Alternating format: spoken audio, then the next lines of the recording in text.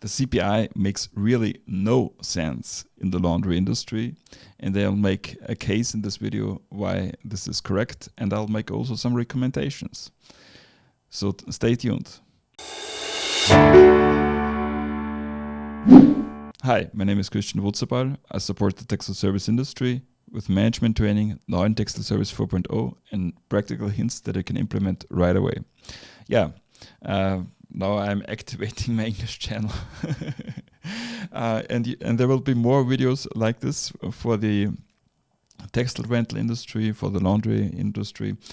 And so therefore, like this video and subscribe to the channel for more. The reason for this video was yesterday I had a webinar regarding the management of prices in this current time. And we discussed different contract clauses, and I realized that even in the States there are contracts with the CPI regarding the price increases, and I just want to give my opinion why this has nothing to do with reality going forward. So it's a danger. So CPI is like a bomb in the relationship between the customer and his laundry, his textile service provider. The reason is basically, actually there is a very nice newsletter from Lynn Alden. So Lynn, I can recommend it big time. Lynn Alden sends out an monthly newsletter. Some of these newsletters are free of charge, and some are under paywall, but it doesn't cost much, so it's really good, and I can recommend it. And she made a very good analysis that the CPI growth is basically the same as money in circulation. When you have more money in circulation, the CPI goes up and down and up and down. Yeah, but there, this is now UK, and there's also a chart for the States, which I have not mentioned here, but it's basically the same. So in the last 30 years, and I started in the business in 1991 or something like this. So this was my first experience and my remembrance. So I remember only a time when inflation was actually quite low, but during this time we had also quite some growth in the money supply, and so there has been an exceptional time here, and the root cause for this was basically that there was much more supply. So when you have much more supply than demand, then prices are stable, or at least they do not inflate so much. So and why did we have so much supply? Because of globalization and globalization. So there was much offshoring to China and so on. Then of course we had technology. Fracking in the States, and other technology that that increases productivity. So basically, you end up with limits on the price increases for consumers, which is nice on the one hand, but on the other hand, the increase in money supply had an inflation in assets like stocks or real estate. So basically you had all the inflation in the asset part of the economy and not in the consumer part of the economy. Going forward, we will have some quite strong inflationary pressures. On the one hand, you have a stop in the trend to globalization. So I do not think that all the industries are coming back, but at least there is no additional pressure on prices due to offshoring. And then you have definitely a lack of resources. It will take 5 to 7 years until we have the gas fields and the oil fields online in order to increase supply there, and nuclear plants and whatever you want and need for energy. So it takes time, it takes really time, and therefore we will have some years ahead with lack of supply. Of course, also supply chain issues that will take longer than you would think and expect. We have right now an international crisis with Ukraine, and nobody knows what the Chinese will do with Taiwan. Nobody knows what's going on in the Middle East and so on. We really don't know, or even whether something will come up in Africa with the food crisis that we have right now in the world. We will see, and of course, governments are still printing money.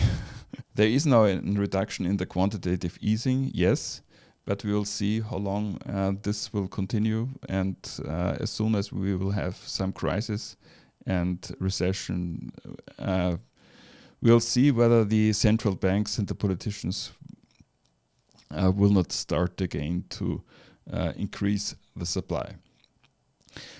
And then of course you have deflationary pressures on the other hand. So not everything is inflationary. So I personally do not expect that inflation will be much higher than 10, 12, 15%. So I don't think that we'll get hyperinflation. Not now. Because there is also there are also deflationary pressures, like technology, like demography.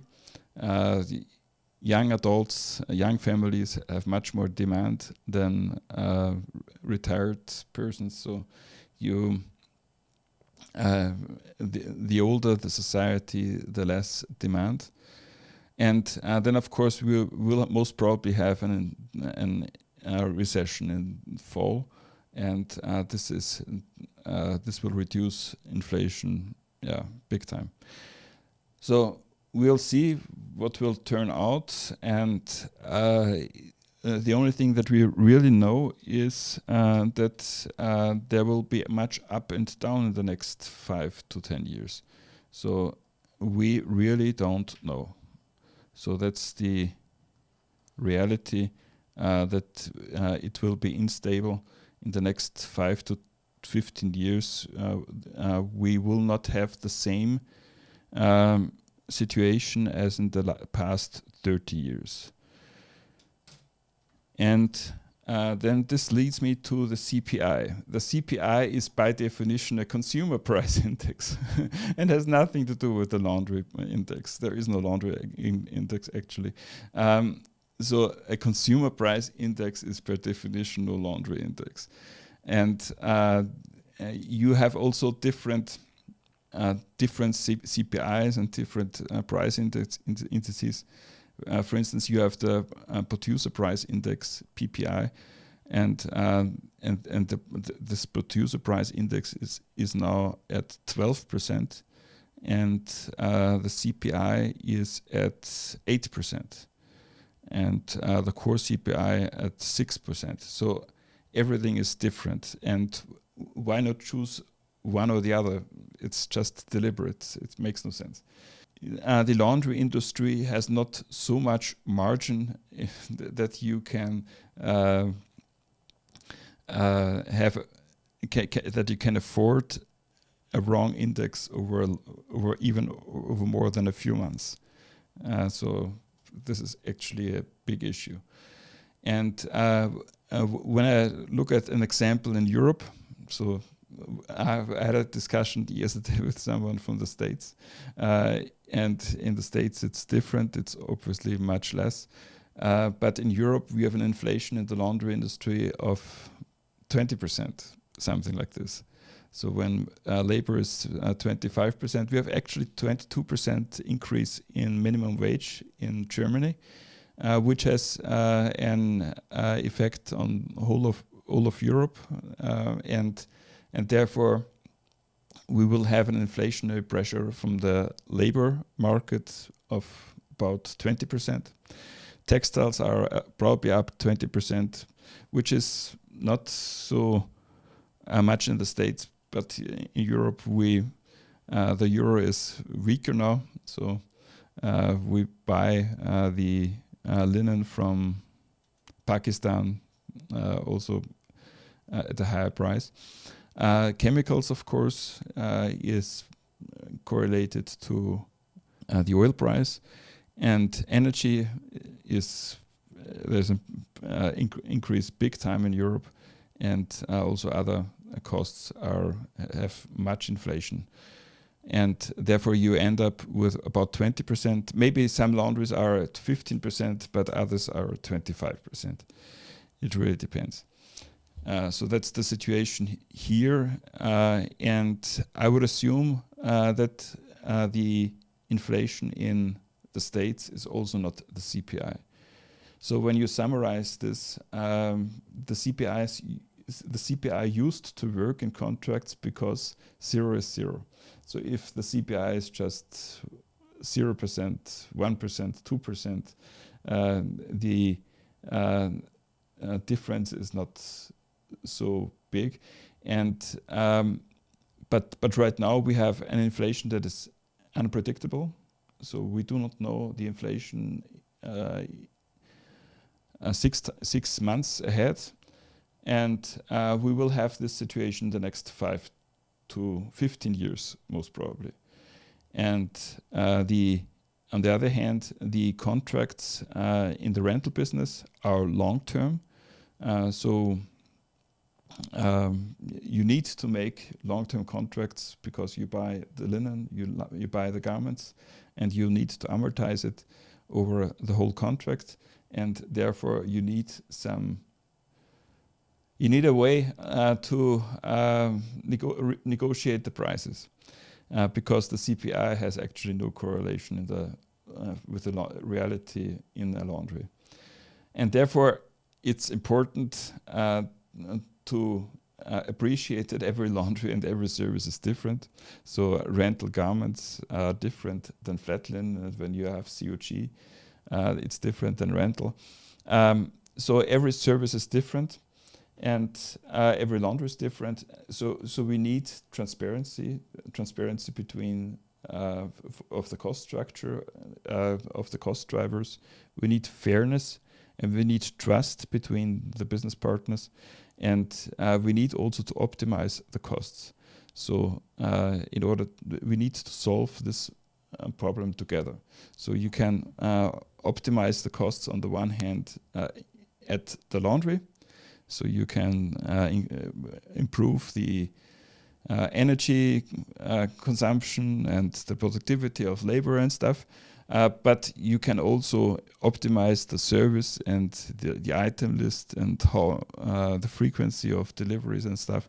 So we need to work together in order to optimize the costs, because the laundries do not have the margin to handle all this on themselves. And so therefore it's a shared problem, and we need also to work together. So the customers and the laundries, there is basically no alternative to this. Of course, you can also make clauses with different indices, you can save 5% energy, and this is then correlated with the oil price and whatever. But in the reality is, when you have a customer relationship over 5, 10, 15, 20 years, even these contract clauses will not handle what the future has in store. So it's basically, it comes down that you need to be fair, you need to be transparent, you need to communicate, you need to provide a very good service. That's it. And if you like the video, then give it a thumbs up and subscribe to the channel. And there's also a link to subscribe to an email list, and there's also downloads.